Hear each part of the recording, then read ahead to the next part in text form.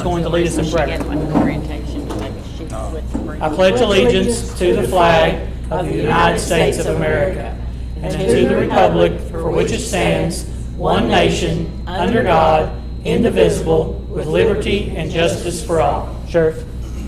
Our most gracious Heavenly Father, Lord, we come again in prayer to thank you for this wonderful day, Lord. Thank you for everybody that's gathered here, Lord. Thank you for the board members, superintendent that's present, Lord. Pray, Lord, that they will conduct the business of this county, protect our kids, Lord, and take care of our kids in the best fashion they know how, Lord. Pray, Lord, that you'll be with each and everybody here.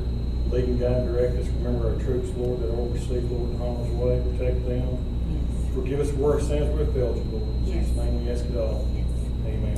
Amen. Thank you, Sheriff Holston. Yes. We'll call the meeting to order. Okay. Roll call. Let's do it. Roll call. This action is taken by calling each board member's name with the board member answering present. Mr. Murray. Present. Ms. Wilson. Present. Ms. Higginbotham. Present. Mr. Kazook. Present. And Ms. Wicker. Present. All board members present. We're at public comments. Mr. Onion? We missed you. I wasn't here last month, so I'll try to make up for it this month. Oh, I'm so glad. As everybody is probably aware, the number of cases of COVID-19 is exponentially growing in the United States. None in Russell County here, thank goodness. Dr. Bashir gave a press conference a little while ago, which I saw on TV. And he had one of these typical maps they like to put on TV with colors, you know, in our case, counties versus. So basically, if I remember, and I must say, I'm too old to pay close attention most of the time, there was 3 counties in the state that had more than 40% that got the full vaccine. All the rest of them, including Russell County, are less than 40%. So coming back to a question I've asked you many times, what is the vaccination rate of staff and teachers in Russell County? I do not have a current number because there's no mandatory requirement that they tell me that they I have received the understand vaccine. you can't make a mandatory environment, but I think you need to know, you should know, and I think you should be allowed to require to know. No, there's no requirement that makes somebody tell me that they Well, took the let me vaccine. Come back to this. What is the protocol then that the school board is setting up in the schools? Because the greatest danger to the kids are adults who aren't vaccinated. And if we don't know that, or if we don't try to know that, or if we don't set up protocol, we're putting our kids in danger. And kids are getting the Delta variant of COVID-19. So that's my first comment. Second comment, based on something I didn't pay attention to, except now my daughter is going to be in high school a year from now, that Russell County's high school ranking in the state by school district has gone down fairly rapidly, my term rapidly, over the last 3 years. And I've not heard anything about it until just recently in the news. And so my question is, what has the board known about this? And what have we done about it? What are we going to do in the future about it? Well, I can address that. When the test scores came out that one particular year, the state doesn't rank. Other entities rank schools. But We always have our, somebody that ranks. yeah, but our test score report then, we noted that there were deficits at every school, with whatever the deficits were. At that particular time, I don't have that particular media report, but the test score presentation that we always make to the board and that's out to the media was given then, just like it is in any given year. We'll have test results from the spring of 2021 that will be available later on. There's always a delay. There's no accountability to that, but we will know how our students performed at the end of last school year, even during the midst of the pandemic, and we'll have that data. And then all of our schools, including our high school, are going to use the MAP testing data this year. The board, upon their approval tonight, will have additional intervention teachers for every school. But I know that I join the board in saying, our community in saying, we're not satisfied with our high school test scores. But I also will say, I know our faculty and staff at the high school and administration, they're not happy with those scores either. And there is, of course, Mrs. Tarter's been selected as principal. We're going to go forward with that. Actually, She could not be with us tonight. Board, she was on a vacation that's already planned, but she did send me a video message that she wanted me to play for you all and the community. It's over there loaded on the computer, but we're not happy with that, Mr. Onion. And as a parent, you shouldn't be happy. I'm glad you're not, and that just puts more accountability. But trust me when I say the faculty and staff's not happy with that either. No one's happy with that. Well, my experience in the Navy, if you have a problem, but you don't know what the problem is or what causing the problem, you can't fix it. Do we know what has caused the scores to go down? Probably a lot of different factors. You know, in the school environment, there's the teaching and learning on the surface. There's culture that plays into that. Is a student really going to perform on that end of year assessment? Are they going to take that ACT test if they're not college bound and really, really perform well? What motivates them? You know, if Mr. Kazook is going to go a different track and he's not going to go to college, what incentivizes Mr. Kazook to perform really, really well on that state mandated ACT test? That's college prep. Besides really working because he's got a relationship with me and I'm his teacher or I'm his administrator, and he knows that I value how well he's going to perform on that test, and that test that he performs on represents his high school. So I think it's fair to say that culture, learning, curriculum, there's a lot of different things, and as we've been working with the site-based council on this, there's a lot of different things that come into play. I don't think you can go to any particular high school, any school in general, and say it's this in one thing.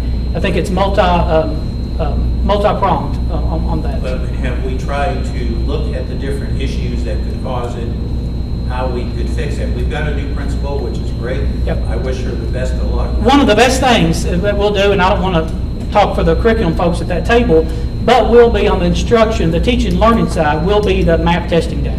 Because right out of the bat, right when school starts, and we're starting earlier this year with MAP testing, aren't we, Miss McFall? So quicker than we have ever started. And with the high school included in that, every student will have that benchmark.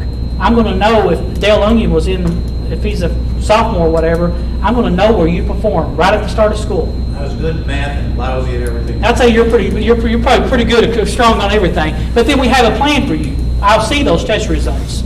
And then what are we going to do for Dale? And that's what it has to get into. And you know, you have to look at individual students. I'll go back to Mr. Gazoo. You know, you do. You can't just discount and say we're going to do the shotgun approach and just teach to the most and hope it sticks.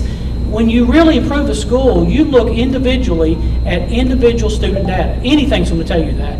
And I think the benchmarking and the curriculum folks and what they're starting at the high school, and this summer too, Ms. McFall chime in anytime, but they're having content-specific PD. Our co-op, Green River Regional Educational Cooperative, has, I think, the 4 core. Correct me? Yeah. That's my misunderstanding. Yeah. At the ELA, Science Social Studies, each of those departments are having PD in each of those areas on targeted approaches on that. And again, I cannot overemphasize at the high school level. I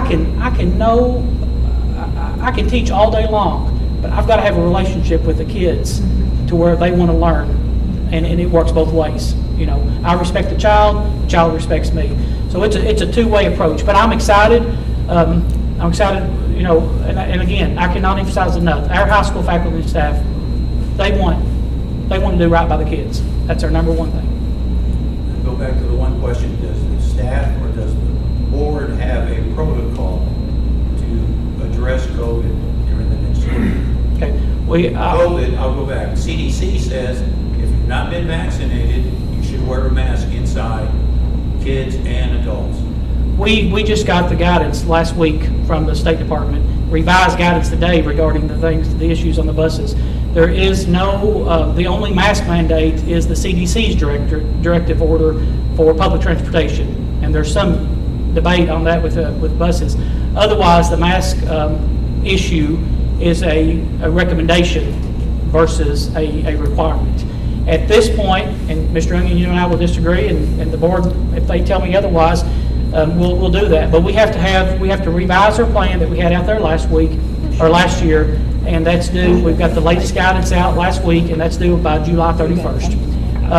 I do not plan on recommending a mask requirement for our faculty, staff, and students for Russell County. Praise the With the Lord. caveat that I understand that the COVID, we've experienced it last year. We have up and down. Thankfully, in Russell County right now, it's low. I don't know who is or is not vaccinated in this room, but I think we're probably all comfortable, whether or not we are or not. No one's wearing a mask. I understand and appreciate your concern, Mr. Onion, but I will not be recommending that our faculty, staff, and students wear a mask if they are not vaccinated. I'm having a lot of faculty, go back to your faculty and staff, or our faculty and staff. Folks, sometimes they'll tell me, hey, Mr. Ford, I went ahead, I've talked to my doctor, and this summer I got vaccinated. Others, they just don't share the information. And there's nothing incumbent upon me to make an employee share that information with me. So I know we probably have some faculty and staff that are vaccinated that I will never know about. Some of them, and I totally agree, it's my business if I do it or not, and I'm not going to tell you. I get that. So, there's a population that will, there's a population that has sat on it for a little while. The more conversations they've had with their doctor and stuff, they feel more comfortable. And we'll probably have some more of that. We're having a clinic. The phone call went out this afternoon here for students 12 up. Well, it's for anybody, but students 12 plus. Had a lot of parents that have asked me, that said, are you all going to do a clinic? Is Cumberland Family Medical going to do a clinic? The first one's going to be Friday from 12 to 5 here at the ANC. And I know that will capture some students, and that parents or guardians have wanted that done before school. But we're addressing individual needs via homebound for any child that has a medical condition and their physician and the parents don't feel comfortable with them coming into school. Well, I agree. I don't agree with you. But I understand. I also, for Mr. Kazoo, afterwards, I have a personal question if you would honor me to talk. I didn't mean to pick on you. There's no feeling. I think so. While we're on the public comment part, if it's okay, I'm going to go cue her video up. Miss Tarter. Does anybody else have anything? I'm sure he's on. You can't make people run. And those of you all in attendance, normally we wouldn't sit like this with our backs to some of you all, but because of the video and Mr. Gooch has some stuff to show too. Okay, read.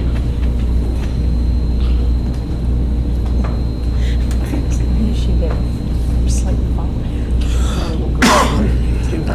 Yeah.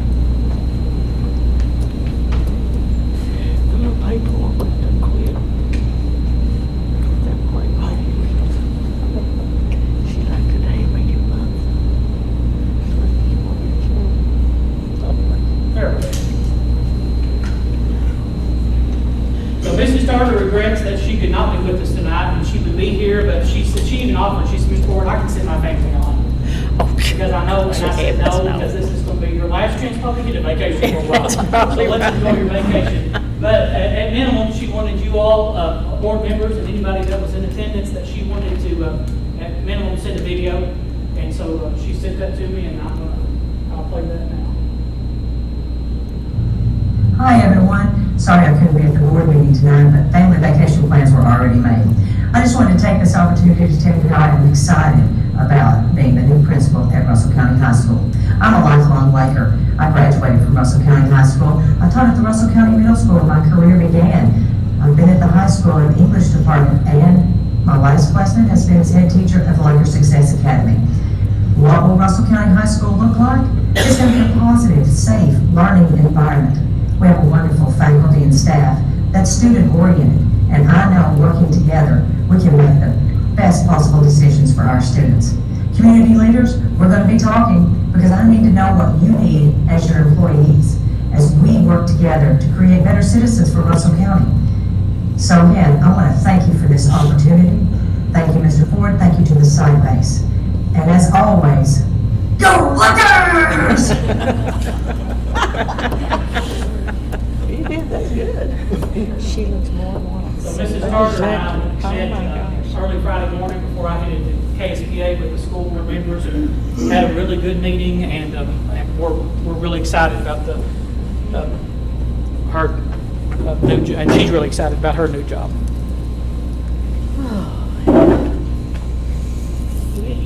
Yep. Were there any other public comments? Anyone else? Okay. adoption of the agenda?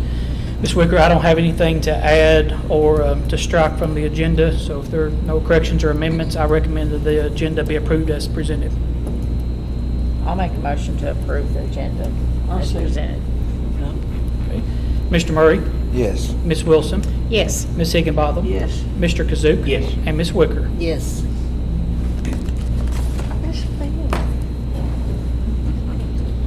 We have a recognition now of one of my favorite people, a librarian at heart, children worker at heart, Ms. Phil. Ms. Phil, come on down. Just like the Price is Right. There's a couple of students here too, Ms. Phil, that have, you've touched so many lives. I told her as we were coming in, I really wasn't for certain what her real full name was because it's always been Miss Phil. But my goodness, if we thought about this and we said, we've got to recognize this. You have been such an instrumental part of Russell County Schools, specific to literacy, but really just a part of us. Open house events are all throughout the years. Everybody knows Miss Phil. Just fabulous, your partnership, your leadership, your love of literacy that you've instilled in young people that even grow up and then want to come back and just be here as part of that. Has to be something special to you. I know it's something special to us. I know it's something special to the Board of Education and certainly this community. So we have a, do you all want to read that? Evidently not. One of you all can read the plaque.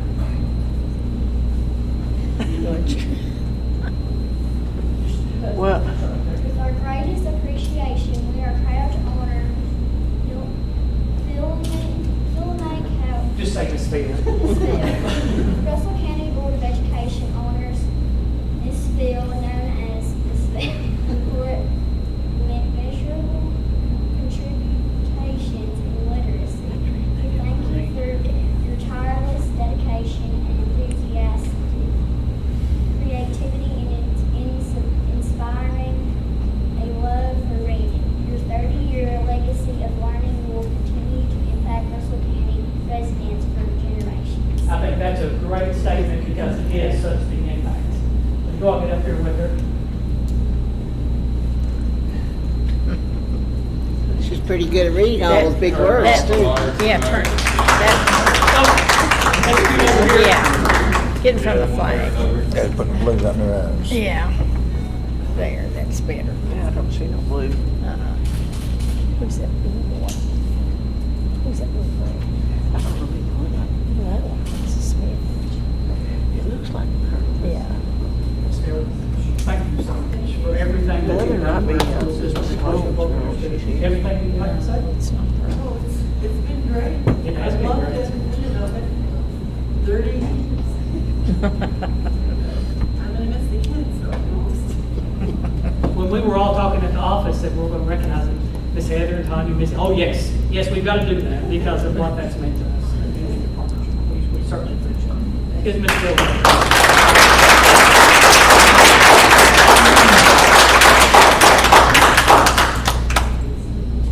Who's gonna fill her shoes? She's not retiring, is she? Huh? They don't talk about retiring, just as recognition. She's retiring. That's why. I thought That's so. why they Well, I recognize thought her. so. It didn't say it, I have some of my original story hour kids that are now bringing their children. Oh, that's awesome. Yeah, that's awesome. That's really nice. Yes, it is. And for you, if you don't know, in addition to everything actually at the library, as I noted, Miss Phil is in our schools all the time. And we just recognize her, it's like I said, Miss Phil, she's just part of us. Yeah. We certainly wish you the very best. I'm sorry? Rock star Miss Bill. That's right, that's right. Thank you so much. Thank you, girls, thank you. Thank you, girls, for coming. That'd be a hot topic. And while we're talking about the That's it on library, TV everywhere. we were thinking about our partnership with the Russell County Public Library. I can think back of so many different things of how the library just as a whole has been such an invaluable asset to Russell County schools. Even just like on recent memory, high school renovation over here, the library was out of commission. Ms. Westerfield, she's shaking her head yeah because she partnered with them and got some books in and helped to check out. I mean, it's just stuff all the time. COVID and the distance learning and everything that your faculty and staff did to keep that learning going, and opening up your doors and staying late and offering that safe place to come in and bring your kids in. Maybe not all day, Mom and Dad, don't bring them all day, but bring them in with us for X amount of time. And I've got people scheduled time to work. It's that stuff all the time. So, Ms. Westerfield, and I think you've got a lot of the library board here with you as well. I know the president, Mr. Hill, but we would appreciate you all coming up. We want to recognize you all as well.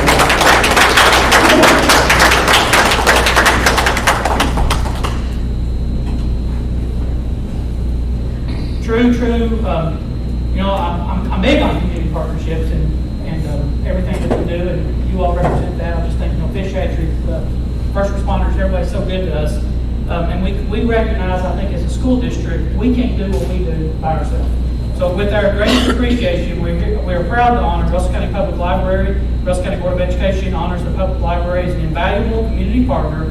We thank you for your unwavering contributions to students, schools, parents, and the community. Your commitment to inspiring a love and appreciation for literacy is relentless. We appreciate your humble and dedicated service. And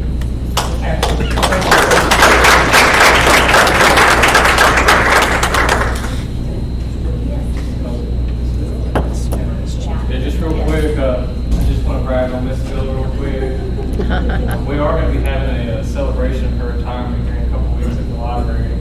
She's dedicated 30 years of her life to all the children that come to Russell County, and I think it's so special. Like you said, now they're bringing their own children, and it's just amazing. And we're really kind of sad to see her go, but at the same time, we're just so happy that she finally gets to retire, and really just hope that she enjoys it. And we hope that she understands how much that she's meant to this county and all the kids growing up. So we really appreciate it.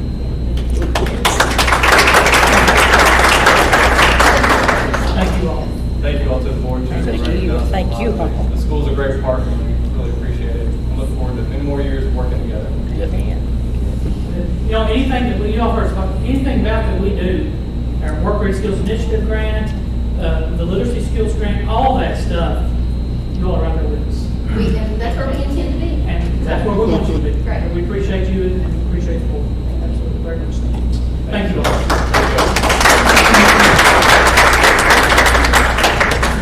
You'll probably see Miss Fields sitting down there enjoying the library herself.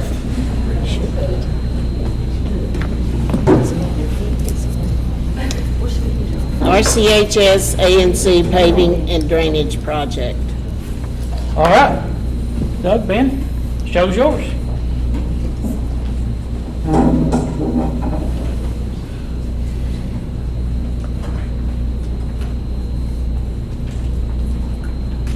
I'll let you, which one you want pulled up first? I think we'll just start with the overall map, and we've actually we created 11 by 17 of the overall map, so you guys can kind of have something to look at as we switch back and forth. Thank you, sir.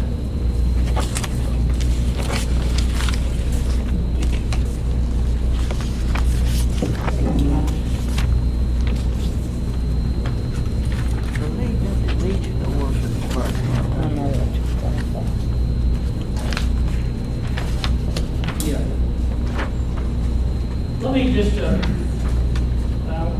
down, so. What we need tonight and what Ben and Doug will be discussing are some options. And then you all can kind of tell me what direction to go, and then we can take formal action with the BG1. Probably, Mrs. Wicker, we don't want to wait until the next August board meeting. I probably need a special board meeting because this is pretty time sensitive.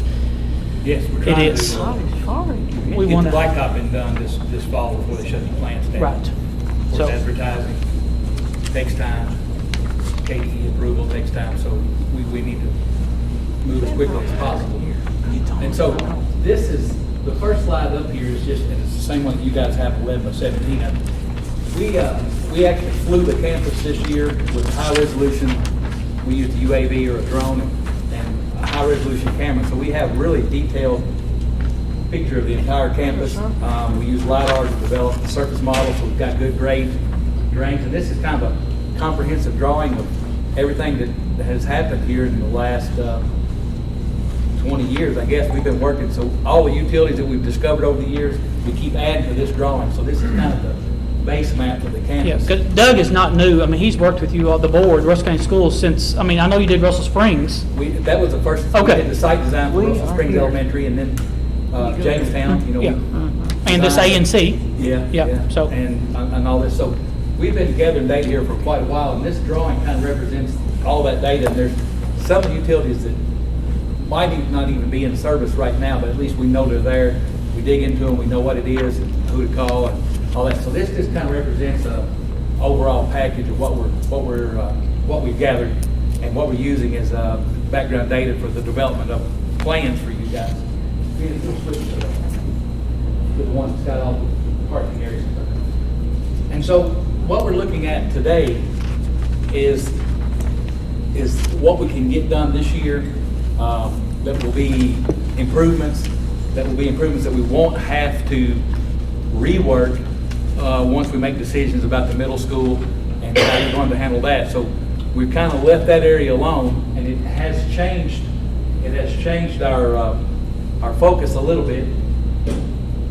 Can you zoom in on the drainage area? And you all have a cost estimate. It's got several options, and we're going to go through that in a minute. But I think the first thing we're going to look at is the drainage rehab, the drainage reworking that we're going to do behind the high school to try to fix erosion issues that we're having right now that are continual maintenance aggravations, and they're unsightly, and they're going to get worse.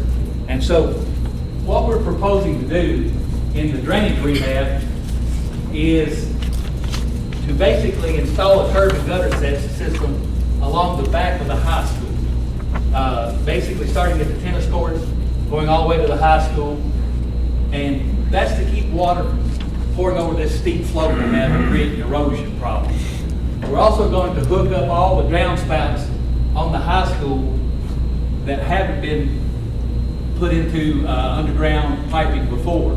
Some of them may have We've got been- several on the back there that just spill right out onto, That soccer field or? well, they just come right onto the How do they blacktop even on the fit? back of Oh. the, they were never tied in when the building was built existing. They were just, like our homes, you know, oftentimes they're just come right out. So all of this, there's a plan to connect all of that. Yeah, some of them do go underground, and we've worked to figure out where they go to and where those pipes discharge. But we're going to work to collect it all, and we're going to take it all over the slope in a large pipe, not just letting it pour over the slope and creating erosion issue. We're taking it all the way to the bottom of the slope, and we're going to put in an energy dissipating mattress. It's basically a mesh mattress made out of galvanized wire that's flush with the ground and filled with large, you know, like number 2 crushed limestone. So it would be a firm mattress. Yeah, firm mattress, sleep number. With stone, it would have to be a firm. Can we change it? Flush with the ground so we can mow over it, you know, and it eventually will have grass in it, and that's great. That's our goal, but it'll be flush with the ground, it'll be rigid enough that the mowers can just mow right over it, but it'll keep that water as we discharge it from the head wall from scouring out a hole in the ground and creating another unsightly erosion issue. If you could have sheet flow over that steep slope, if it was all just a thin sheet of water, that would work okay. But the problem is we have different grades up there. We have water collecting at one spot and then shooting across, so we're getting channelized flow causing erosion. So the only way to solve that is to catch it all in a curb and gutter system, bring it back to one spot, go over the hill in a pipe, not free flowing, get to the bottom and release it onto the mattress and dissipate the energy so it spreads back out into sheet flow. And I think this system will handle that. Like I said, we've identified all the downspouts that are not currently underground. We're collecting those, connecting them up, bringing them all back to one point. There's one other spot, can you slide down showing the tennis court? On the south side of the tennis courts, there's a pipe that drains, the roof drains off of these 2 buildings. All these roof drains right here in these buildings are collected and piped to here, and it was let go through a head wall, but it's on a fairly steep slope, and so erosion ate the soils out from under the head wall, and it actually has fallen off now, and so it's eating the channel out, and it keeps getting closer to the tennis court. So again, we're going to connect to the pipe that's there with a good junction box that's sealed, and bring the water to a flatter slope and then release it onto another mattress that will dissipate the energy, slow the water down, and switch it to sheet flow. And so all this work we've itemized there and comes to an estimated cost of about $100,000. That includes the curb and gutter, saw cutting the pavement, putting pipe back in, backfilling, and getting ready for a resurfacing program. The slots that we dig out for the pipes, they'll be backfilled with bituminous base, 4 inches of base, flush with the old surface, and then we'll put a coat of 1.5 inches of bituminous surface over all that as part of the resurfacing program, which we're going to talk about next. If, pending your all's approval of this, we get the curb and gutter in the back, we'll take the concrete stops back up, but in the interim, this work is done in the back, we need to put those concrete stops back because students park back there, we don't want them, we don't want them, it's dangerous, absent of gutter, for them to go over the hill, the curb. One of the other things I'll talk about a little bit, in this corner right here, we're actually going to make this a much softer corner, and we're going to put curb and gutter here. That's the only place we're allocating money for curb and gutter on the inside. Is right now you kind of have a muddy mess there. People are cutting the corner, back tires of trucks and even buses are making a mud hole there. Once it starts holding water, then it starts to soak the subgrade, cause your pavement to fail. So we're going to make it a much larger radius inside that corner, put a curb and gutter over there so when they get over it, they know they're over it. But also give them ability to make that turn without. And I like how Doug works through stuff. He had Mr. Wolford get a bus, get the specs on the radius of the turns, and take a bus and go back there and give him measurements to see how this will all work with the buses, so we're not missing anything. And this is all kind of part of an overall plan to work to try to isolate the bus routes into school of the mornings and get them out of the parent drop-off traffic mess that we already have. So we're working hard to try to create an alternate route for the buses so we can get them out away from the parents as quick as possible to get the buses in and out without being caught in the traffic problems that we're having. So that's The drainage basically program. the drainage program. Yeah. Again, the cost estimate's about $100,000. It worked out to be exactly $100,000. I don't know how that happened, but all the components are broken down in there for you. The number of items we expect to use. So that's basically the drainage rehab section of this. Now, if you'll kind of give us an overall view.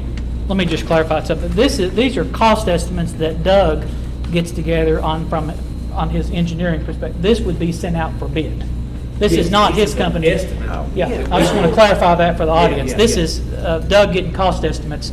Nothing's been bid, anything like that. This is just for us to prepare documents. Yeah. Yeah, we've got to, you've got to come up with a budget, and then, of course, your budget has to be approved through KDE. Yeah.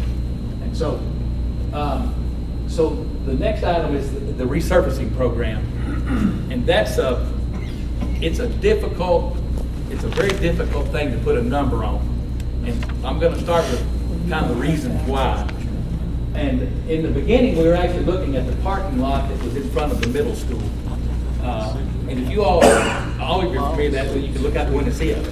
That parking lot consists of a bunch of pavement particles that are about 3 inches in diameter, and they're broke apart from each other. It's called map cracking or alligator cracking or whatever you might want to call it. But basically, all those particles are individual sections of pavement, and they're just sitting there floating between each other. And as long as you don't have a big freeze thaw and a lot of traffic on them, they'll kind of sit there. Eventually, they'll pop out, and you'll get a chug hole or pothole, whatever you want to call it, and then they'll start to ravel all the way down through there. And so the problem with that is, while it may be fairly structural sound, and it's not pumping up and down, they're moving. And so if we put 1.5 inches of surface, bituminous surface, blacktop, if we put 1.5 inches over that, that movement will reflect right through the new surface, and in a year or two, you'll be cracked exactly like it is now. You cannot put bituminous pavement over that surface and expect not to see the same cracks come right through in a year and a half time. Then the problem with that is moisture gets in and gets below it, then you have the freeze thaw, it heaves up and blows out, you're potholing again. So, And just the amount of traffic and weight with our buses. Yeah. Now, so we thought about how do we remediate this? What do you do if we can't put just 1 inch of surface on and fix this, what do?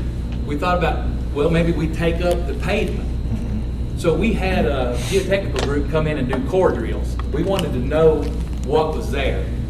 Well, what we discovered was there's about 3 inches of bituminous pavement in that area, especially out there, and in this one parking lot that's highlighted in green there.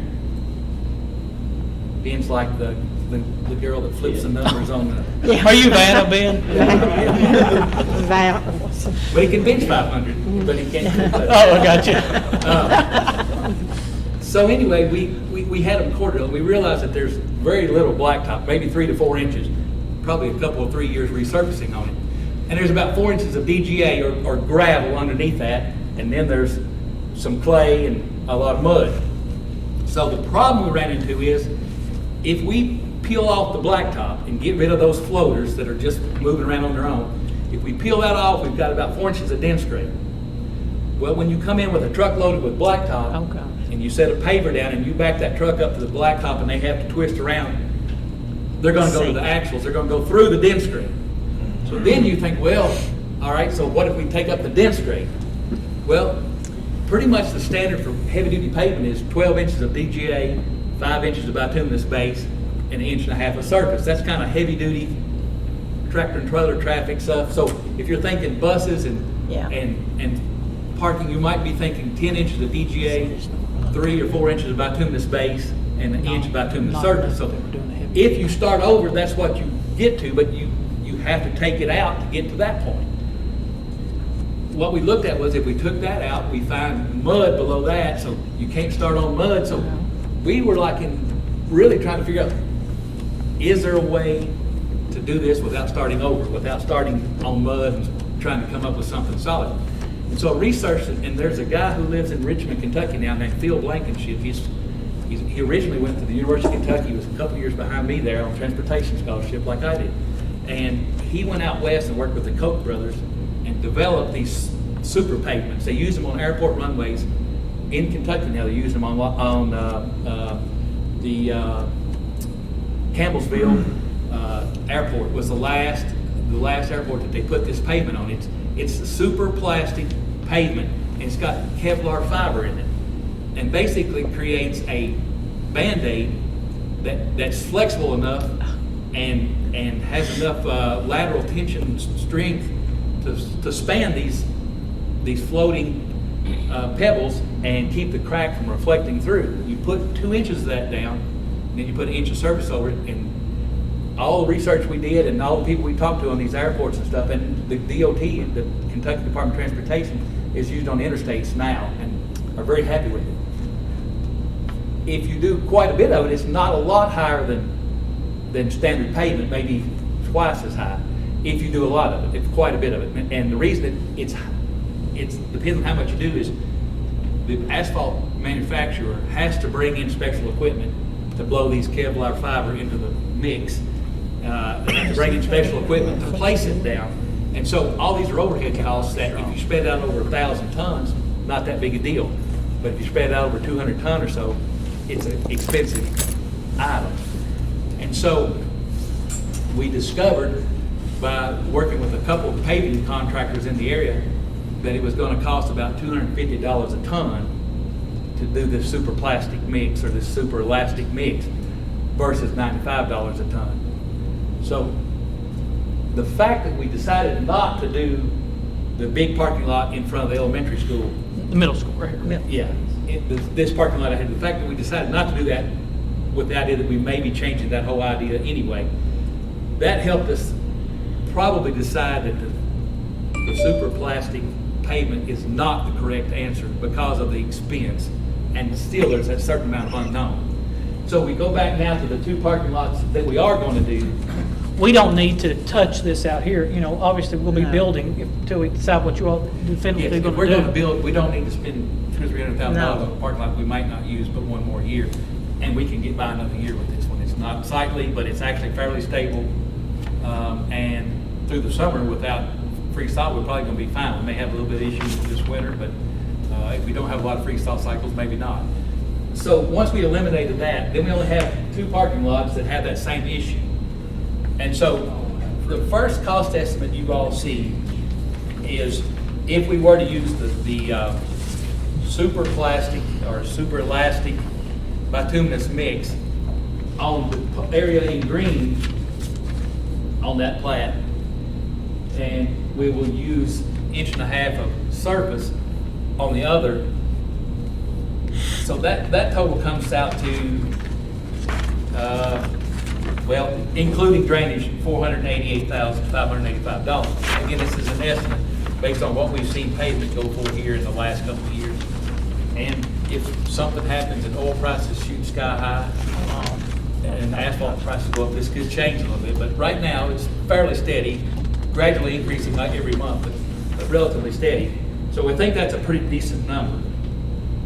And that is if we do the 2 inches of elastic material in the green area there. The second estimate, which is $574,000, that includes the drainage and using the super plastic asphalt over both parking lots.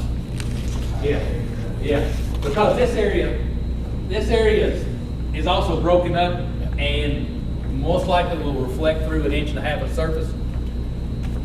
The green area Now is that lower high school Yeah. parking I was lot. gonna say, that's right in front of the high school. Yes, Yeah, both of these are in front of the high school. The green area is the lower one, and it is in bad shape. Like right here, Miss Joy, at the end of the A and C, Yeah. going to the high school parking lot, Okay. that's the green. And What's you the know, you other? might have to actually The just. blue is and- the upper part of and the we'll main go high red. school parking lot. It's Right. broken into pieces about this Where the big. students park. Yeah, and they're it's all where the just students park, constantly it's just, the green's the lower part. And so, the area in green would definitely have to do something. You can't just put 1.5 inches of surface over it. The next lot up, it's almost as Still bad, over by the and it's a judgment old cost, like, vocational school. do you Still not put 1.5 over inches on it, No. spend $90,000 and let it go a year, 2 or 3 or 4? Traffic and trucks. Maybe you get 5 or 6 out of it, or do you Yeah. rehab it? And Put so, the new down, We'll the fix other it thing that when we build the school. we know from the core samples that we had the geotechnical group do, that parking lot's got a little more DGA under it and drier subgrade. So one of the things we think we should try, this is our recommendation, and we've done it as Alternate. a contingency type thing. But I think the best option for those two lots is to try to get the blacktop up, the blacktop that's crumbled, to actually mill it up with a milling machine, pick it up, haul it away, and then come back with 3 inches of bituminous base and 1.5 inches of bituminous surface. We think that's the best alternative for that area, and that allows us to fix both parking lots in a manner that we know is good, and that total comes out to be, which one is the next alternate, the last alternate? 505. 505. That's what it-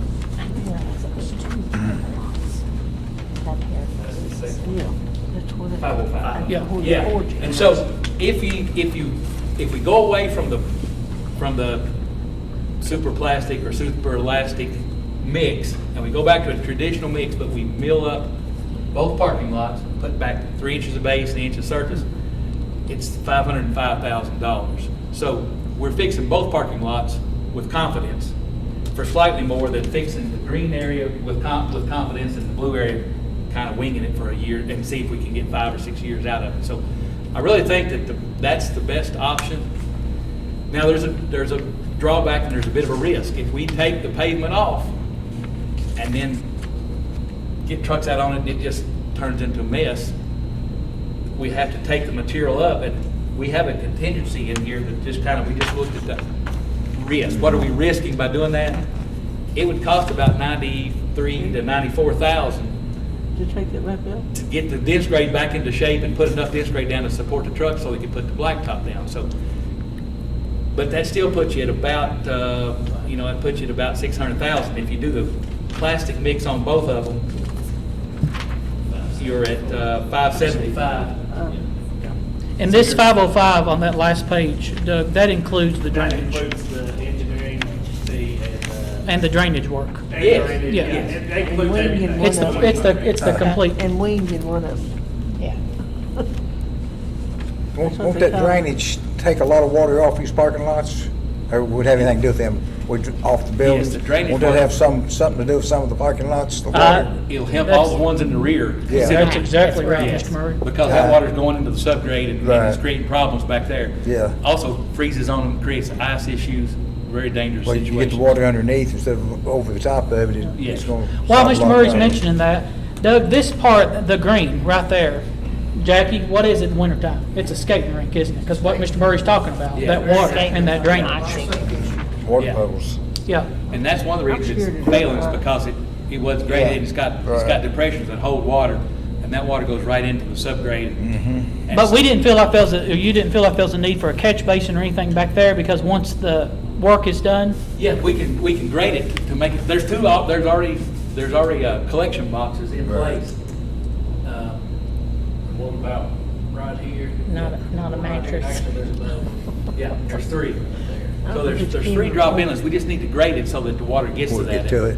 And so, once we get the water over to those inlets and get it out, it goes into the drainage channel around the auditorium that we're in now. but in all seriousness, and with Mr. Grider sitting here, this parking lot, this whole campus, it's unsightly, but there's a lot of safety issues involved with this, and I've talked to you about that, you know, the ice accumulation in the winter and all of that, because it does pool out there, and it is, that green part, a quarter of that's a skating rink in the bad time of winter. I mean, they're just throwing salt down because of the collection. So this will fix a lot of different issues. Also, one other item that is included in all these options, it didn't change, so we didn't talk about it yet, but another item is the dark blue down there, our entrance. Purple.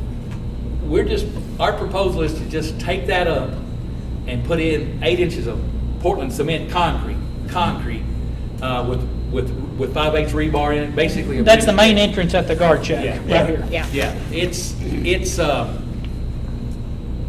it's hard to hold blacktop when it gets hot and bus wheels are turning sharply, and you know it just works out from under it, and then it creates a rut. Then the rut holds water, and we're back to the same issue. So we think that instead of going back with some kind of heavy duty pavement, which would be 10, 12, 14 inches of DGA crushed stone, and then 5 inches bituminous base and 1 inch of surface, it's cheaper to just put in 8 inches of Portland cement concrete. It's cheaper, it lasts probably 35 years. Now, when it goes bad, It's bad. it's bad, and you'll have to jackhammer it up and replace it, but it should be 35-year life instead of 12 or 13-year life, It does. as in pavement. Don't talk like that. We won't be here next. She don't know if she'll be here or not. But And this proposal includes that, though? Yes. Okay. That will be great if I It know. also includes curb and gutter here. Oh, yeah, talk about that. Oh, Yes, This please. entrance right here on the other end of the auditorium, so where it's becoming a muddy mess, right? Yes. People are coming off the blacktop, driving through there. We also have curb and gutter going down through here along the fence, in between the fence and the pavement now, there. And then there's already a drainage pipe that comes from the bank property over to here.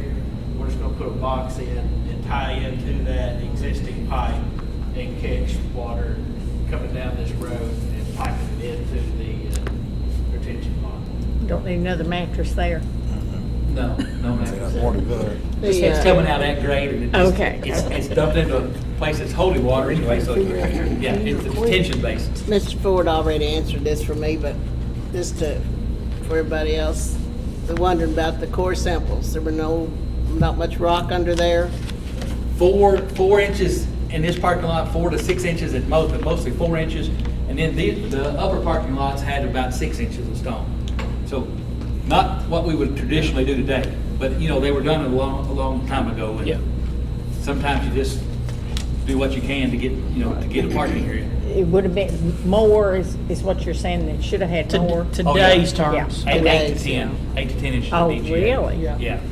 Oh, Yeah. my. Today, that's what we would shoot. Yeah. And heavy duty, 10 to 12 That was 50 inches. years ago, though. That's plenty then. And all of They this have big loose trucks. base is all this is in front of the ANC. That is in this plan as well. So you see we're that gonna- top. We're gonna add the surface course, because what you see out here, but that looks kind of rough and is bituminous base. It's got larger stone, and the larger stones, the asphalt gets polished off of it, or it gets squeezed off of it, and you see those big stones. It just never got its surface course. You can see a gap at the curb that's, about 1 inch thick because for some reason, it just never got the surface course placed on after.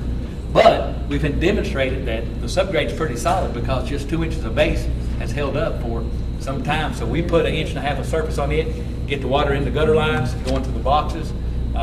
Shouldn't have any problem with it for 10 to 12 years, 13 maybe. Yeah. So that's part of the resurfacing, but it's like allude. Yeah. That's just a traditional, subgrade's good. That's probably the end of the Don't you hush, talking that way, my goodness. Some of us are older So than you. I think the idea of we're gonna try to bid this thing 2 ways. We're gonna figure out what the unit price for this is my recommendation anyway.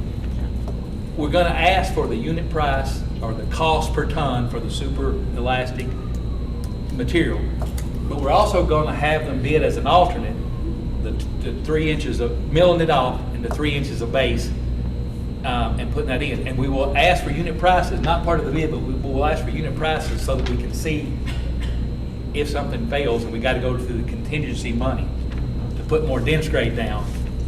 What it's that gonna would cost us. So Yeah. we will get unit numbers so we know the contractor has to agree to those numbers if we have to use that.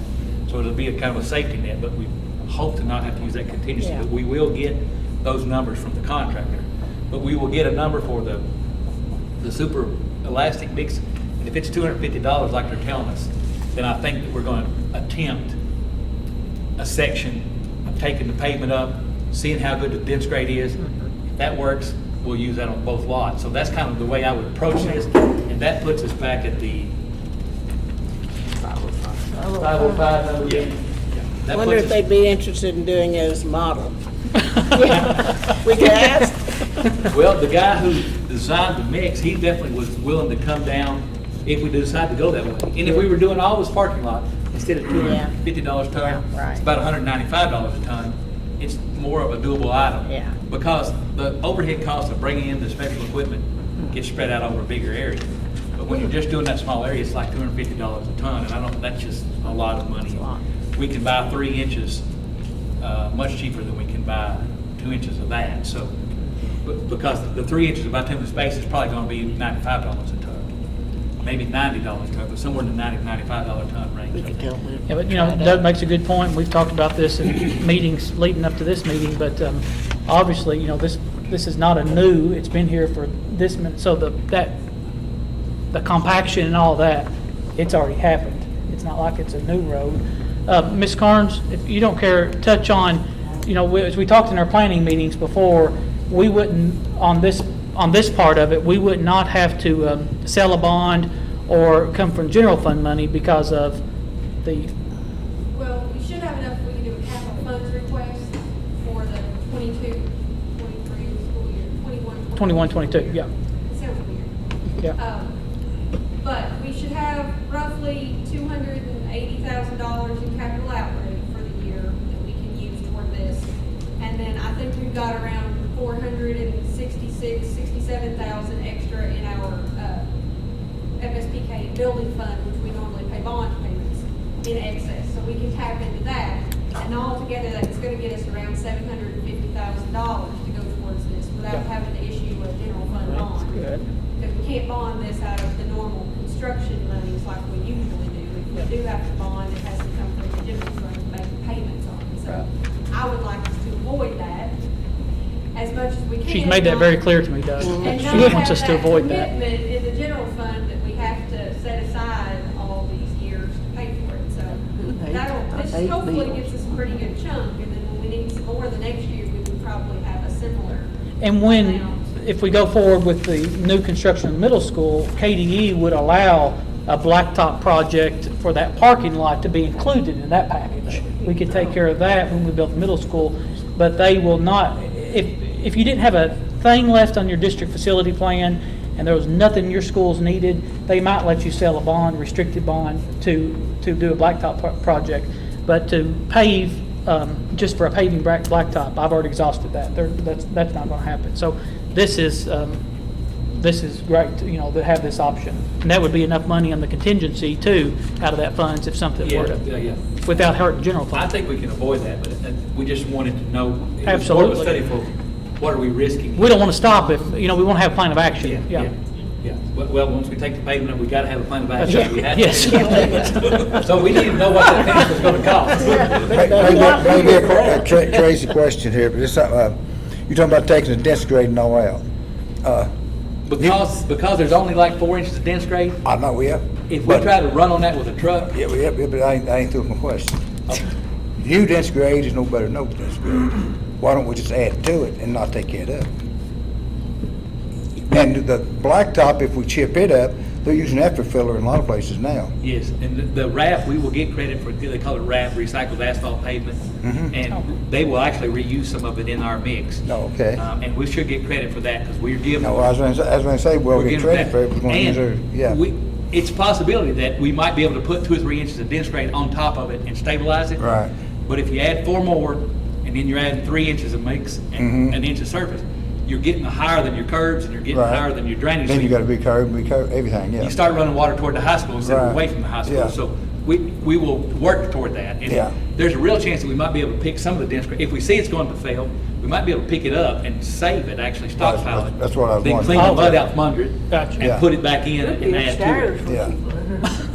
But that's kind of the problem is where do you know, it's like You don't know what's remodeling an under old till you house, get where do you there. stop taking the old stuff off? Yeah.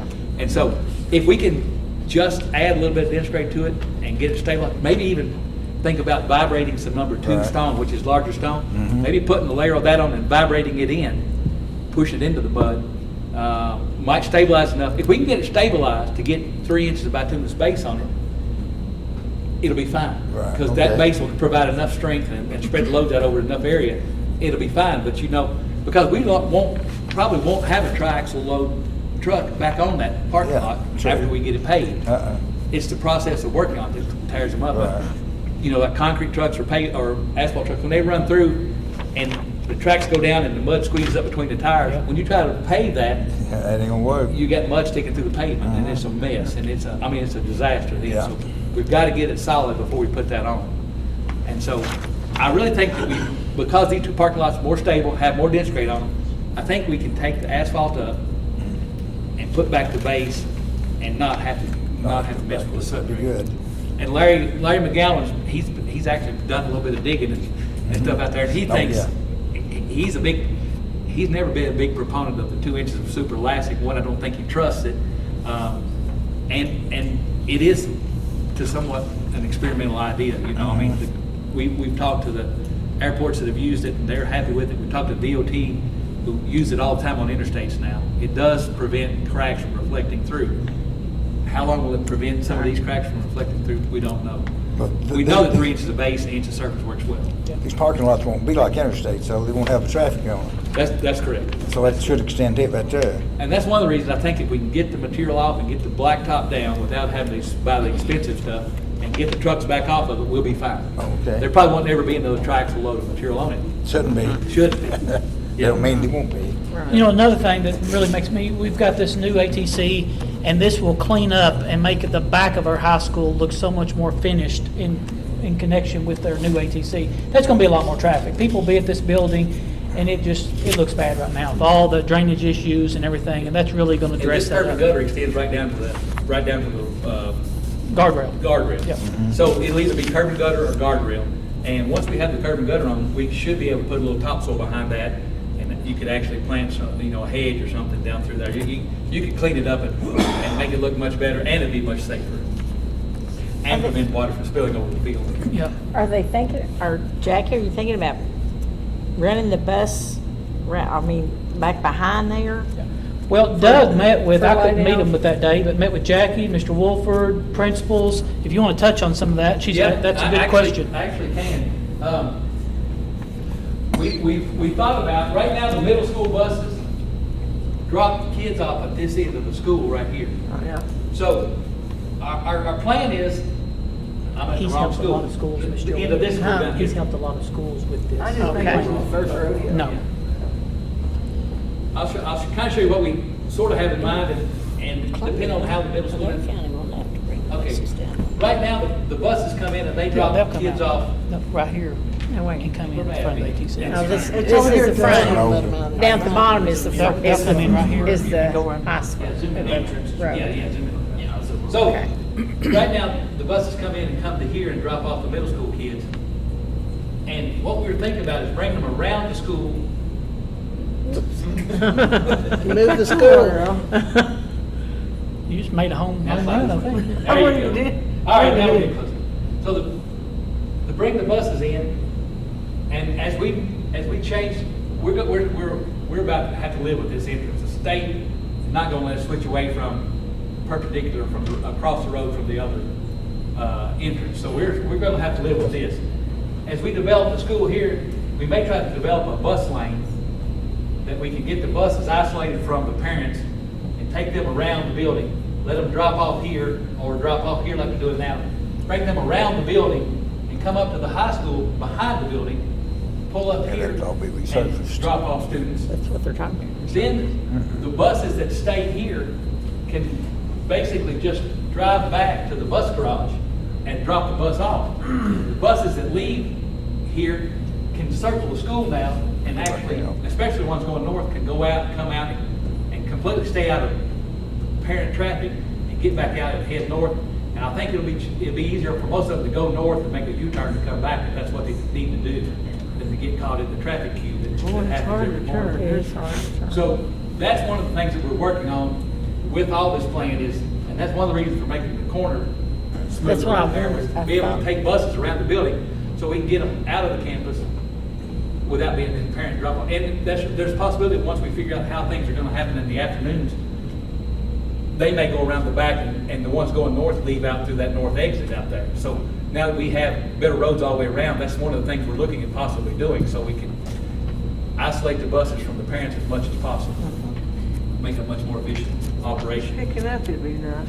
And we're also trying to work it so that high school parents and middle school parents don't have to cross, that they can blend together instead of crossing. And the buses won't be caught in all that too. So that's a challenge. It is a It's challenge. It's going to be a lot of drivers. Like Mr. Grider always talks about, I mean, it's a congested campus. Oh. We've got half of our student population is here, between middle school and high school. But I think you all have got a, pretty good plan to work with and just how everything. Like Doug said, it'll be a challenge, but Yeah. we can make it. You ain't come out by where the softball road is? For the buses that are. Yeah. That's a, We can, I got the it. buses coming from the south, we can get them off a little quicker Yeah. down on the south Yeah. entrance. The buses coming from the north have to blend with they have to blend with the parents, but as quick as we can get them away from the parents, once we get through the entrance and get them off there, it gives them more room to store parents and get them off the streets and cleans up the intersection. So Happier parents. Evening sounds like a better deal. yeah. It's so heavy. And so that's It's so heavy all taken congestion. into consideration with this program. Yeah, it's so heavy congestion in the morning, because y'all know, y'all circle through here, Yeah. but it takes several hands on deck to It make does. sure that, we got buses coming down low, we got parents, and we have a lot more parent drivers too. And, Yeah. It's a challenge, but just hopefully we just keep them safe and educated. Yeah. Is there a question? So I think what I don't need anything formal because it wasn't on there for that. Because I had to prepare the BG1 for the state, which I could not do until you all heard all of the information from Mr. Gooch. So I'm thinking we probably want to look at that 505,821 option. And of course, knowing that the contingency there with the 93,000, that I would prepare the BG1 based upon that direction. Is that kind of what I'm, okay. All right. Well, I will get that. There really is a lot of blacktop, don't it? Oh, that's a whole lot of blacktop, yes, And ma'am. that's not near what we need. But we Get that done, and then with the needed. middle school, we could encompass everything behind the middle school up to the baseball field and all that. Yeah. With that next project. Mine Then was we would have a bad. beautiful campus. Yeah, Yeah. yeah. Done a lot of work. Done a lot of thinking. Any questions? Thank you. Appreciate y'all. Let's go Stanford. Go Stanford. All right. Thank you all. Thank you, Feed Ben. being pretty regular. Oh, is that right? Thank you all. We appreciate the opportunity to work with you all. We Yeah. really appreciate that opportunity. Well, you're very accessible and helpful to us. Thank you. Is that right? Not 7, just a little week. Oh, no. Time changed. You went off with me?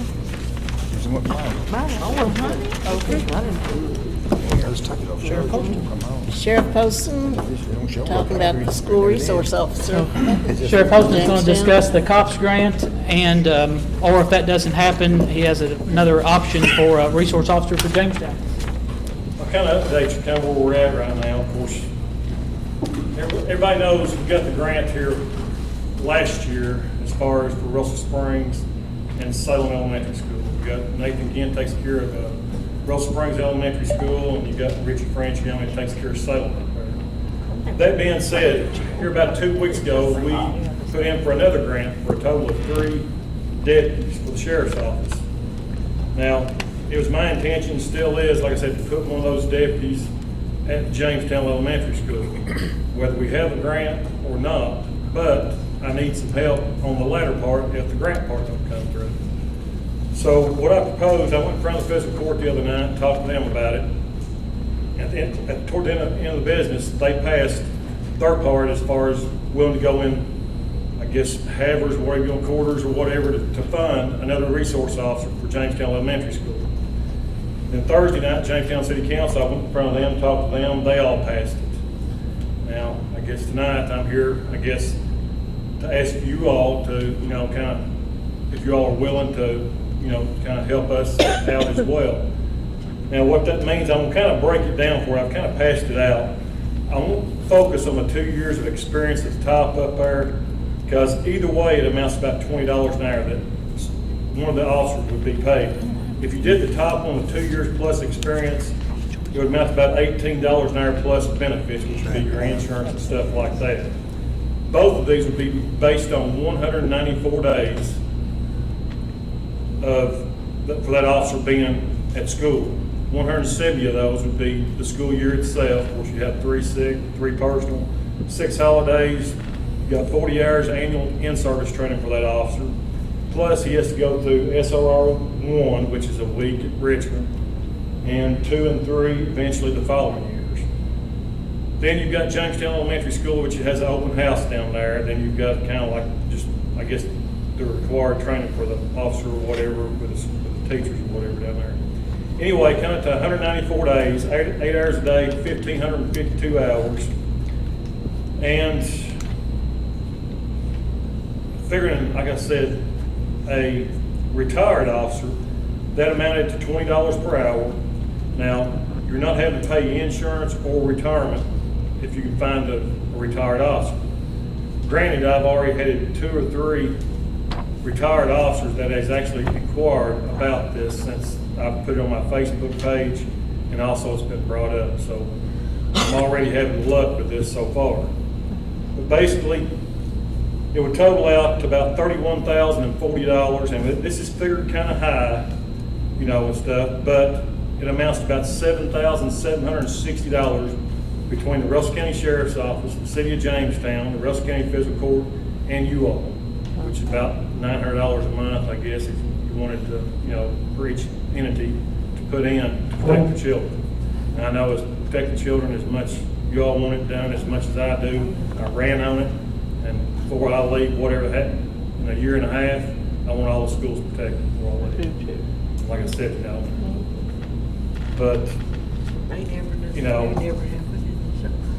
I firmly believe that we can get a good, solid retired officer in that school to protect Jamestown Elementary. And like I said, I'd appreciate anything that you all can do to help us. Thank you. And the COPS, remind me, Sheriff, the COPS grant announcement doesn't come till what, October, November? November, I think. Susan said, I talked to her, she said October, November. Yeah, okay. So I'm gonna say around that time frame. It would be nice for us to put one in at the start of the school year, but we can't do that because if we put somebody in there and we already start funding it, it would mess up our grant. Yeah. So technically, we're gonna have to wait till at least October-ish, November before we can get either a yay or nay on that grant. If we get a nay, we can't do it, well, that's when we won't refund, go with split between 4 ways between all entities.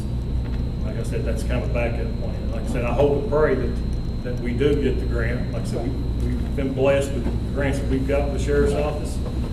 Like I said, I hope we can pull another one off. Well, I'm just gonna go ahead and make a motion that we go ahead and fund our court tonight, so you'll know where you stand. Appreciate it. I'm gonna bring it back up, the fiscal court on August the 9th too, when I go up there. Everybody's on board. Need a We come up. motion?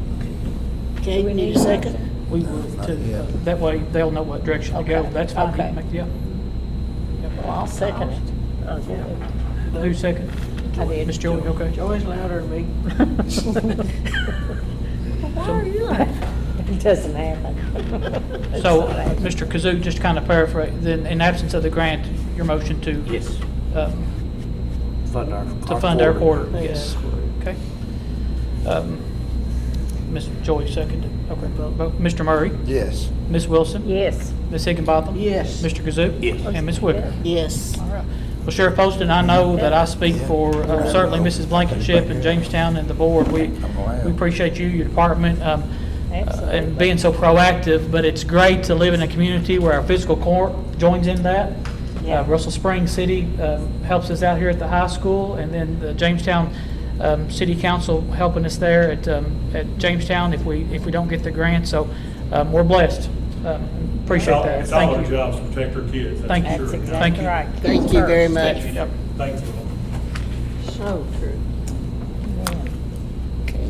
Consent agenda items? Okay, the consent agenda items, we have the previous meeting minutes, payment of bills, construction funds report, school activity funds report, financial report, and the treasurer's monthly report for June of 2021. Ms. Carnes? The treasurer's report for the month of June 2021, balance on hand at the beginning of the month was $9,287,700.89. The receipts for the month were $1,889,102.83. Total of the receipts and remaining balance, $11,176,803.72. Disbursements for the month were $6,979,362.74, and that brings our balance at the close of the month to $4,197,440.98. In fund balances for the general fund, Fund 1, we had $6,193,235.87. Special Projects Fund 2, negative $2,267,031.39. District Activity Fund 21, $7,279.40. Capital Outlay Fund 310, $0. FSPK Building Fund, Fund 320, $0. Construction Fund 360, negative $286,807.56. Debt Service Fund 400, $0. Food Service Fund 51, $547,636.96. Fiduciary Fund, Fund 7,000, $3,127.70, and that brings the cash in bank for all the funds to $4,197,440.98. So, back up to Fund 2 there, that big negative. 2 reasons for it, okay? Number 1, the reimbursement I submitted in June by the deadline that I was promised, if it's in by this deadline, it will get paid in June. That didn't mean anything, because even though it was in by the deadline, they had a lot come in by the deadline, and they didn't get them all processed before the state has to shut the processing down for payments for a time to close the books for the state. So it has since come in the first couple of days of July, but it was not by that promised deadline. So we do have, that was about $700,000 that was coming in then.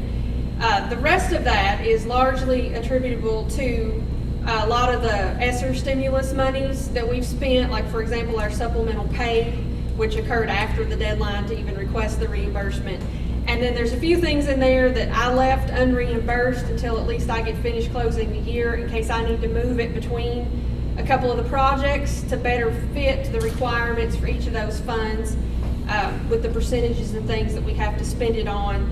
So, because once I close the year and that's all done and we reimburse it, I can't move it around anymore. So I wanted to have us a little flexibility. If there's something that best fits in this pot of money, but we've put it in this pot, that I can still move that around and then get the request in. So in the next month or so, we'll be getting a lot of money in for Fund 2 and get that settled. So nothing to worry about, nothing's overspent.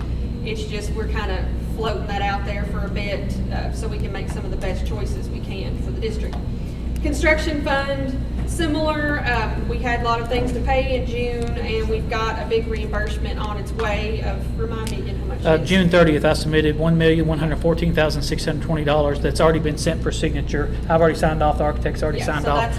That's in process, Yeah. which is going to put us up in a positive on the construction fund. So again, nothing to be concerned about there. It's just the timing of revenues coming in and the expenditures.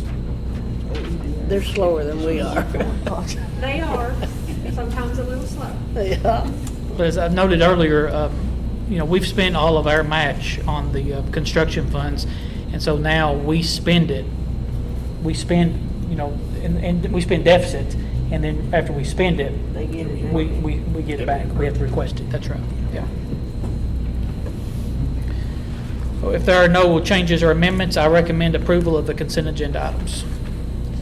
I make a motion we approve the consent agenda items. I'll second it. Vote. Mr. Murray, Yes. Ms. Wilson, Yes. Ms. Higginbotham, Yes. Mr. Kazook, Yes. and Ms. Wicker. Yes.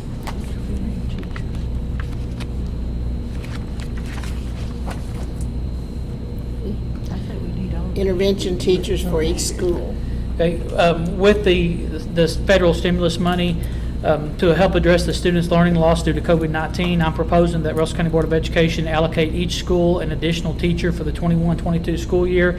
The additional teachers will help provide intervention and remediation for students and to be paid for with federal stimulus funds. I noted that there was 21-22 school year, and by the August 31st, our spending plan will be due to the state. In all actuality, with the funds that we have, I don't see any reason that we would not have that for 2 years. We'll absolutely have the federal dollars to do that for those intervention teachers. The principals are very excited to think about this opportunity to have another full-time teacher in their staff and what that could mean with working with their kids. So I recommend that each school be allocated an additional certified teacher for the 21-22 school year to be paid from the federal stimulus fund. So there is some flexibility. I've had this question a lot. The principal might work at the council, and they may move a teacher that's currently working to that spot and then hire that vacancy of whatever person. I'm not looking for much of that to happen. Ms. Bowles and I actually talked about that today. It's getting late in the season. Classrooms are ready. Schedules are done. So I'm looking for probably the majority of them, if not all of them. The teachers that are hired will be the intervention teachers, and we have great folks that's already working in our title programs, our RTI programs that I know that can work with the intervention teachers to help pull out and work out kids. But at the end of the day, it would be up to that individual principal to consult with the council and maybe move some staff around, or it could just be somebody new with it. So this would be for 1 year, possibly 2 years. 1 year, but really, the money's there. We would do it. I mean, I would come back to you all sooner rather than later and just solidify that we could do that for 2 years. Yeah. And this is in case any of they lost a lot of learning Yep. during the COVID shutdown. And especially again with their map testing data, they'll have that data earlier this year than we've ever done it, and they can start targeting kids and says, hey, Michael Ford, this is where he's at compared to benchmark. Let's provide those extra resources for him. One per school is going to be stretched. It is. Yes, it is. Yep. But they're already doing intervention too with their federal plan with Title I and their ESS daytime waiver too. So it's not the only person providing intervention. It's an addition One too. would be better than nothing. Absolutely. Yep. Won't be better than none. And we need it, I'm sure. So we need a motion. I'll make the motion that each school be allocated an additional certified teacher for the 2021-2022 school year to be paid from federal stimulus funds. I'll second it. This is getting unreal. Who seconded? Okay. Joey, I told y'all she's louder than me. Okay. Mr. Murray, Yes. Ms. Wilson, Yes. Ms. Higginbotham, Yes. Mr. Kazook, Yes. and Ms. Wicker. Yes.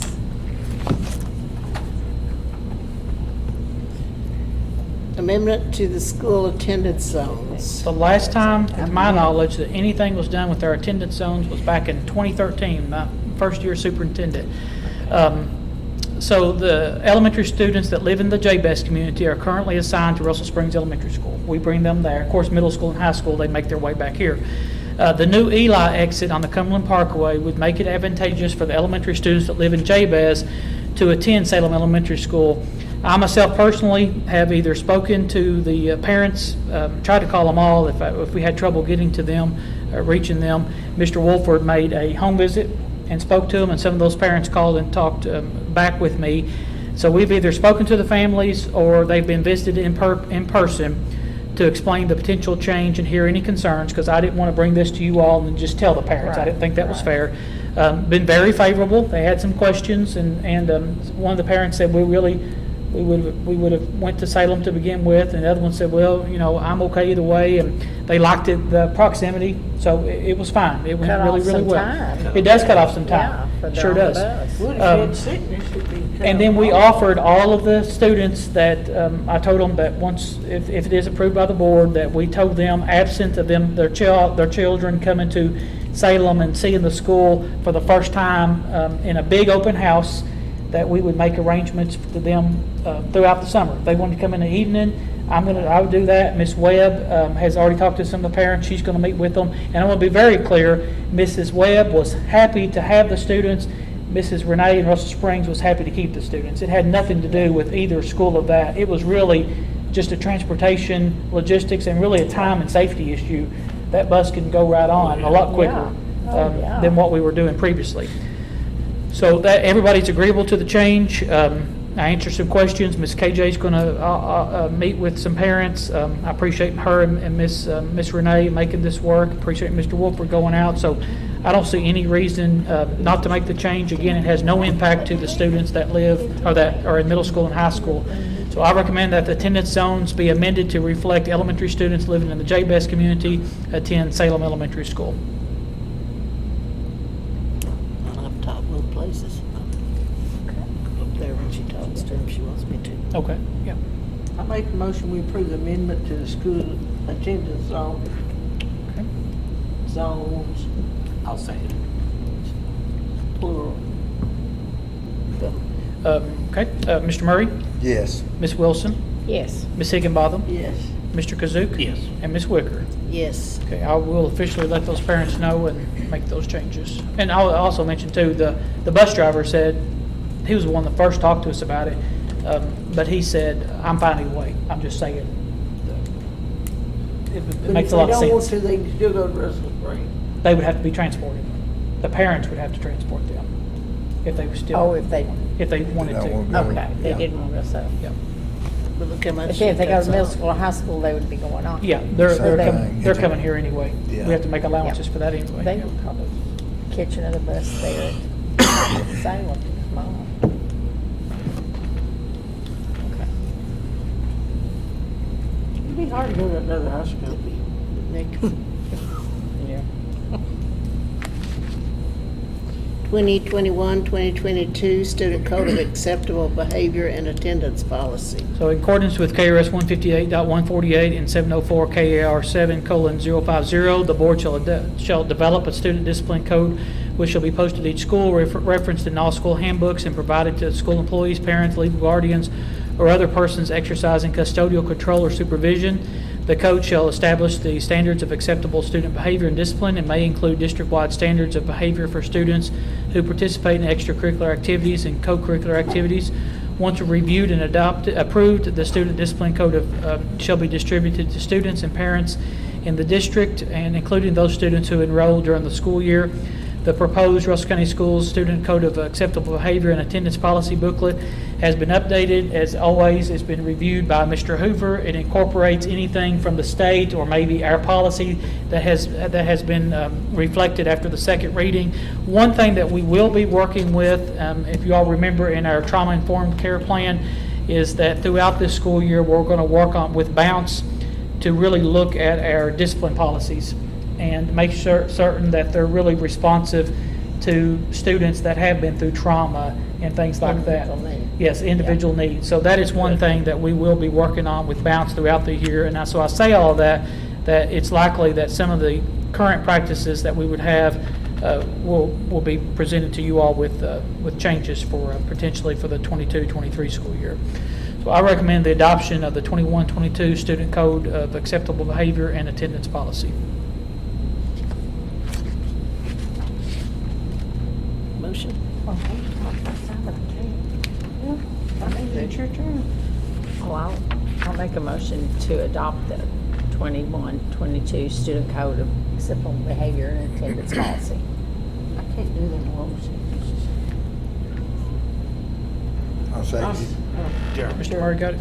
Okay. They treat me like a redhead. Mr. Murray? well, yes, you will. Ms. Wilson? Yes. Ms. Higginbotham? Yes. Mr. Kazook? Yes. And Ms. Wicker? Yes. Policy .303.21 revision, first reading. Working with KSBA again, we should have actually, I apologize that I didn't catch this to have it in our other policy updates. But this is solidifies our current practice that when retired classified employees return to full-time employment, that they go back on active insurance. That's what happens. They still have the insurance, but it's active insurance. Otherwise, the district is paid what it really amounts to a penalty. If we employ somebody that's been retired or somebody that's been retired or works X amount of days, they bill us a penalty of no help to the retired person, but the district has to pay it. That doesn't make any sense, does it? No, it's really just to discourage retired people, unfortunately, from getting to work. Really, it is. There's no other way to say it. Marla's shaking her head yes. It's ridiculous. But this is language that other districts are already currently doing. And this is our current practice. We just wanted to solidify it with the policy. So they're not denied insurance. They just come off of retired insurance onto active. The moment they retire, they go right back to it. So there's instances. We've had, for instance, someone that may retire from City of Jamestown or City of Russell Springs, and then maybe they're a custodian or a cook or a bus driver for us. That same situation applies. They have retirement insurance, they would come back active and then go back. Okay. But we don't have to do anything. No, it's no action required, and that language is highlighted there for you all to see. And as Ms. Carnes was working with KSBA, she pointed out that the language of that whole, or the name of the entity has changed, and that's been reflected in that as well. Good job. Be it now. It says. Be it now. Ready? Yep. Declare surplus and Oh, accept surplus stuff. sealed bids. Per Russell County Board of Education Policy 04.8, the superintendent shall advise the board when certain properties are no longer needed for public school purposes. Upon receiving this report, the board may, at such time as it deems proper and after compliance with applicable state or federal regs, authorize the disposal of school properties through closed sealed bids, public auction, or sale for at least a fair market value established by certified appraisal. The board reserves the right to reject any and all bids. The complete policy attached. So what we have here that I'm asking to advertise for surplus are some old Hobart convection ovens. Literally, you can see the date there. They've been used in a cafeteria at Russell Springs for over 20 years. And they're Just since 2000? yeah, just since 2000. And they are currently working with the good Lord and maintenance, limping them along. But food service has replaced the ovens now, and so we need them out of the way. They do still work, and for an entity that may not use them like a school, they may work for a long, long time.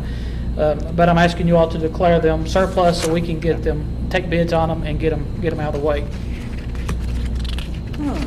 I don't want it.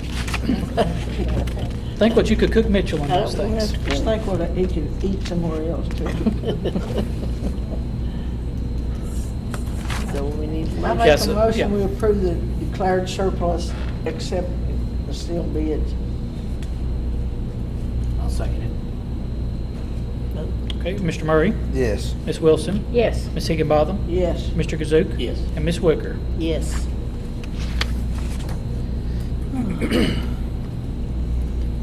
Contracts and memorandums of agreement approval.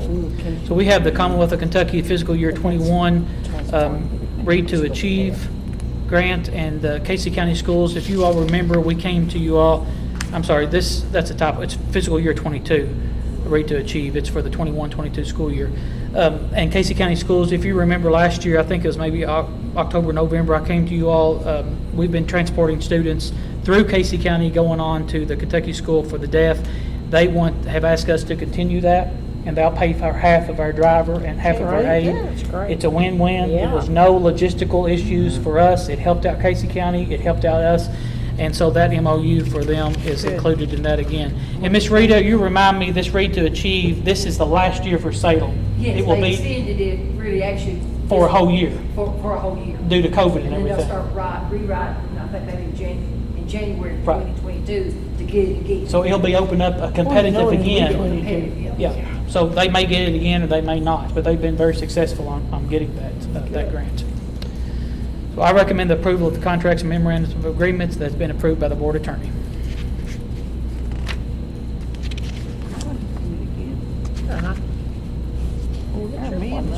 I'll make a motion that we approve the contracts and/or memorandum of agreements that have been approved by the board attorney. I'll second it. What's wrong with you, Mr. Murray, Yes. Ms. Wilson, Yes. Ms. Higginbotham, Yes. Mr. Kazook. Yes. And Ms. Wicker. Yes. We had a good time. I didn't we? Sorry, an error. Memorandum of agreements for mental health agencies. Okay, these are some names that you all see every year of some outside mental health agencies that we allow into our schools pending the approval of the memorandum of agreements.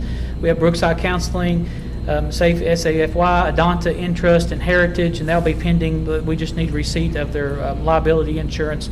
Mrs. Dameron oversees them, make sure that everybody comes in and follows the process. I recommend approval of memorandums of agreement with the following mental health agencies: Brookside, SAFY, Adonta, Intrust, and Heritage. I'll make a motion to that effect. I give up. You can Ms. second Wilson? it. You can second it, Brett. I said, Okay. I'm so depressed. Mr. Murray, Yes. Ms. Wilson, Yes. Ms. Higginbotham, Yes. Mr. Kazook. Yes. And Ms. Wicker. Yes. We have to take 2 buses. Okay, get ready, everybody. Senior trip, New York, Bill Martin's school travel. So the seniors obviously want to go back to New York. That didn't get to happen last year, and Yeah. we had to work with that company to get the parents and students But and we're things seniors. money Doesn't count back. for us, do it? Think about seniors at high school. Let me rephrase that. Attached are 3 documents related to the Russell County High School Senior 2022 trip to New York City. Once the board approves this agreement, then plans can be made with the students, and Mrs. Gobby will also present then just the traditional field trip request form. Mr. Hoover has reviewed this agreement. You can see it's with Martin School Travel for this time. It includes their itinerary, it notes their cost, it includes their whole schedule of how things will go and when they expect to be back home. And then that will be asking to approve the agreement. That is the second part on that, and that's just the schedule of participations, the refund policy, all of that's included with that. So I recommend approval of the agreement with Martin School Travel. It is such a good time. I would, what is that? I don't want to hear about those stories, Zach. No, don't do. Brenda and I had our wheelchairs ready to go this time. Yeah, Robert took us for a ride, didn't he? Well, I mean, he That's a- walks like he's on a mission. who was that? Robert was the guide. Oh, the guy, okay. The guy. I make this motion. Okay, We go on the senior place trip. okay. Mr. Murray, Yes. Ms. Wilson? Yes. Ms. Higginbotham? Yes. Mr. Kazook? Yes. And Ms. Wicker? Yes. I know that they'll be pleased with that. Out-of-state and/or overnight trips. We have the Russell County High School, August 18th to the 20th for the Kentucky State Fair with their FFA. October 27th to the 29th, the 94th National FFA Convention is in Indianapolis, Indiana. The Russell County FFA has submitted that request. And then the baseball team wanted to get this out so they could start their fundraising, and I know it seems like it, but it'll be here before you know it. Yeah. It's baseball season next year, March 31st to 2022 through April 5th, 2022. for the baseball team to go to Myrtle Beach, South Carolina, and they'll be in multiple baseball games in spring training. So I recommend approval of the out-of-state and/or overnight trips. So he don't never let them go because it's. I'll make a motion for approval of the out-of-state overnight trips. I second it. Vote. Mr. Murray? Yes. Ms. Wilson? Yes. Ms. Higginbotham? Yes. Mr. Kazook? Yes. Ms. Wicker? Yes. Transportation waiver liability form. Two of the same forms that we presented to you all last year. The only thing that's been changed on this are the dates, and that we ran them back by Mr. Hoover for review. If you remember last year, we wanted to provide parents with some additional flexibility for transportation to extracurricular events, athletic events, whatever the case may be. There's two forms here attached. One is a waiver of transportation regarding to athletic events. That typically we do not allow students to ride with parents to events. This would allow that flexibility. The same thing to the extracurricular events. If a parent so choose, due to COVID, or maybe that they felt, the bus would be too many students on the bus or whatever, this just gives the parents another option and flexibility. I talked with Mr. Carpenter to make certain that there were no issues last year that came up or anything else that we considered, and there wasn't. Some of the coaches were just asking about this option just to be proactive for this year. So that's where we didn't see any reason not to be able to offer that to parents. It didn't cause any issues last year. Kids want to ride with their parents. Do we need to make a motion? Yes, for that? please. I recommend it. going on here. Huh? What it is, yes it is. Well, I recommend that the transportation liability form for extracurricular activities and athletics be approved as presented. I'll make a motion. Okay. Were there very many that took? No, there was not. Ms. Wicker asked if there was very many. No, there really wasn't. It wasn't a lot. I didn't fear the road. I think part of the camaraderie is you ride with the team, Right. but there were some parents. Kids would rather do that. Yes. Parents don't really like Okay. it. Second. Mr. Kazook did. Oh, vote. Mr. Murray? Yes. Ms. Wilson? Yes. Ms. Higginbotham? Yes. Mr. Kazook? Yes. And Ms. Wicker? Yes.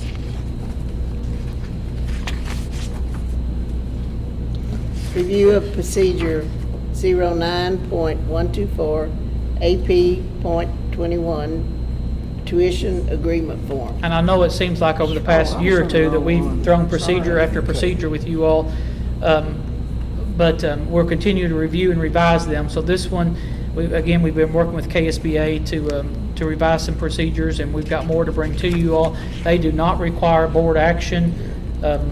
They just board review, and this is the actual tuition agreement form that a student would use or a parent would use to pay tuition when they come out of district to our district. If you remember, I think it was last meeting you all approved someone coming out of county to pay tuition. So this form would be used to accompany that.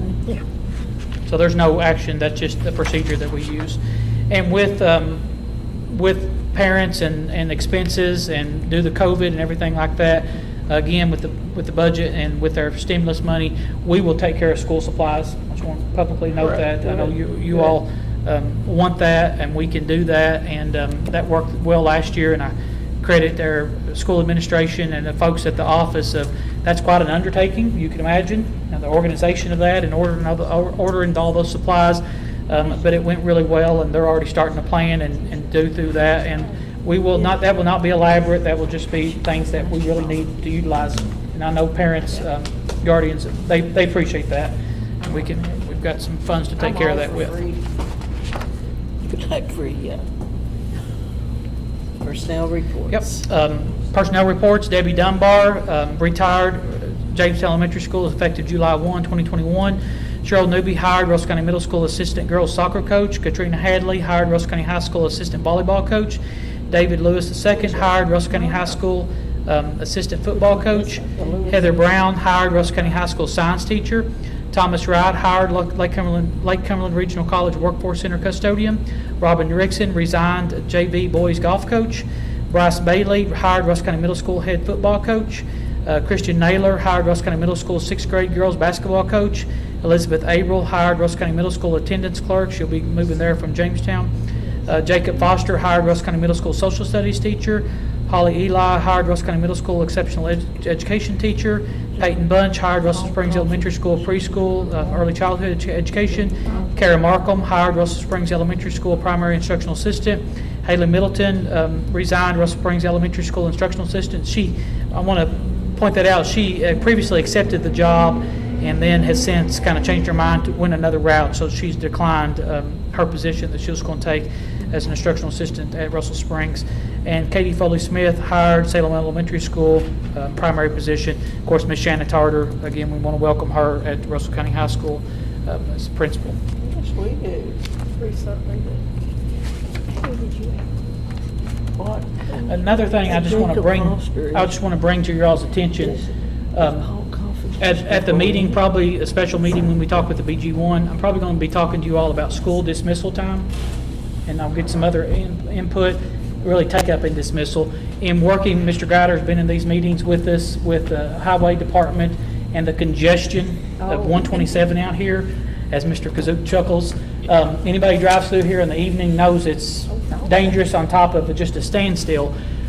Working with the Highway Department, everything kind of lets go at 2:30. Dr. Snyder's, Stevens Pipe and Steel, Bruce, Russell County Schools, we're all part of this congestion on 127. So we've asked, what can each of us do a little bit that would contribute to the good. If we started 15 minutes later in the morning and let out 15 minutes later, what would that look like? And then if Dr. Snyder's and Bruce and some of those folks, if they came in a little earlier and let out a little earlier then, so if they, let's say 2:15, Progress Drive, the industry lets their folks out at 2:15, and we maybe dismiss at 2:45. There's a 30-minute window then. That should help a lot. Make a big difference. So it helps 30 minutes, but each entity's only kind of given 15. Maybe meet in the middle type of situation. So we'll work on that, fine tune, and I'll talk to the principals and stuff to get some more information, but it's likely that I will bring that to you all as a recommendation. It looks like to account for those minutes, it would be starting school maybe 15 minutes later. But we'll firm up all those things at this next meeting, which is probably going to need to be a special call meeting to make everything work, and it's time sensitive. It's traffic like city. That's. And we do need to make some decisions to solidify this for the asphalt, because they shut those plants down, late fall, and we need to know that it's a green light on that. So be looking for that at the special call meeting. We can discuss that. I talked to the engineer again today with the highway, Mr. Dick, Jackie. I've talked about that again today. Yep. Yes. Mm-hmm. And along those same lines, at Russell Springs Elementary School, Mr. Greider and Mr. Thomas and I have went up there and working with the Highway Department. If we cut into Highway 127, right there, kind of parallel where the curve starts, where parents usually come in the drive, and then they make a turn and get in that loop. If we make an entrance only, how far back was it, Jackie? How many yards? Wasn't much. Wouldn't be very far. X amount of yards, I don't know. Entrance only, that gets parents off if they're traveling to Russell Springs and get them right into the loop. If Mr. Murray and Joey and Ms. Brenda, all of you all were there, you all had dropped your kids off, then you can exit out without having to fight people coming in with the buses. Safety and visibility is a big part of what we're looking at there, because that congestion there at Russell Springs is bad. Anybody knows that's bad there too. So the Highway Department was great, sent me some paperwork that we have to do and work with the utilities. I've talked with Terry Russell, but we'll be having a plan of that sooner rather than later as well. So. I'll hush, Ms. Winter. Motion we adjourn. Oh, Brenda. All in favor? I'll second it. We almost had supper. We've been here so long. All was in favor? Okay. Have you got your? Yeah.